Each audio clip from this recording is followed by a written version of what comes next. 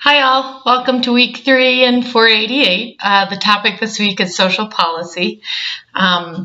So I'm sure that many of you got into the profession because you wanted to do micro work. You wanted to work with clients and make an impact in people's lives.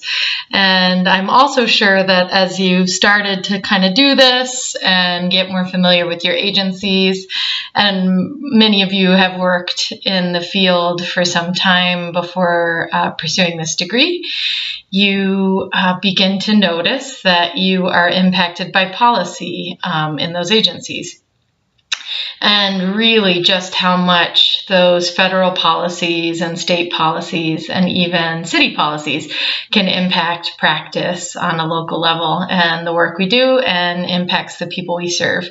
So no matter if we're really interested in policy as a main pursuit of our work, every day we're confronted by social policies and social welfare issues. So every time you get a paycheck, dollars are withheld to pay taxes, and you become an active participant in the social welfare system.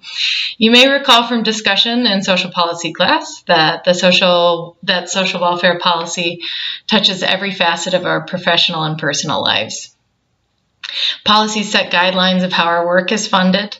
They govern program eligibility guidelines or frequency of services. If your practicum agency receives state or federal funds, a lot of your service provisions are dictated by policy. For example, the McKinney-Vento Act, which defines homelessness for students in public schools, sets a clear definition of homelessness in the policy that was passed. In this policy, homelessness is defined as lack of fixed, regular, adequate nighttime residence. That specifically includes the description of doubling up due to loss of housing, as well as living in a car, campground, foster children awaiting placement, or children of migrant workers.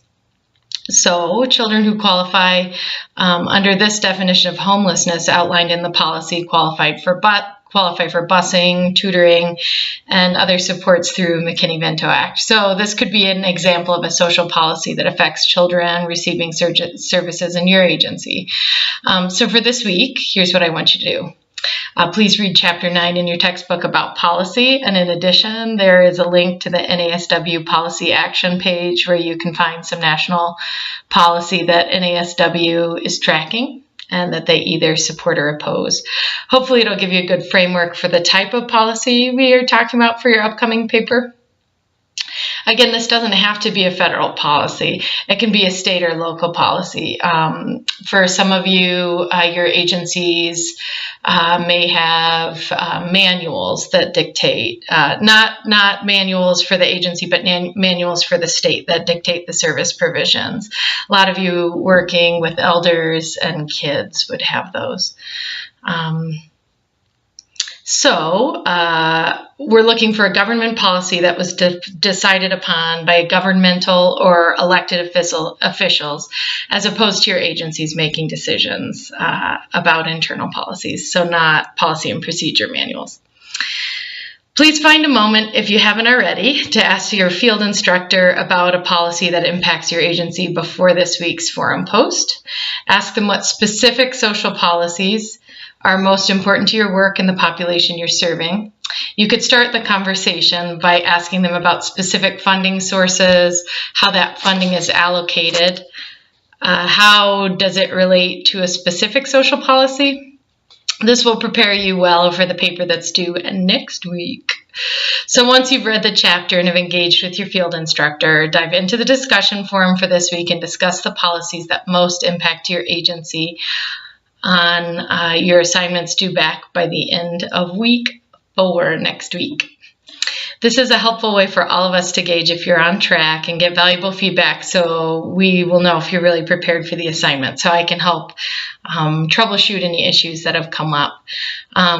Sometimes it can be confusing, this paper, so something that commonly happens is people pick too big a federal policy.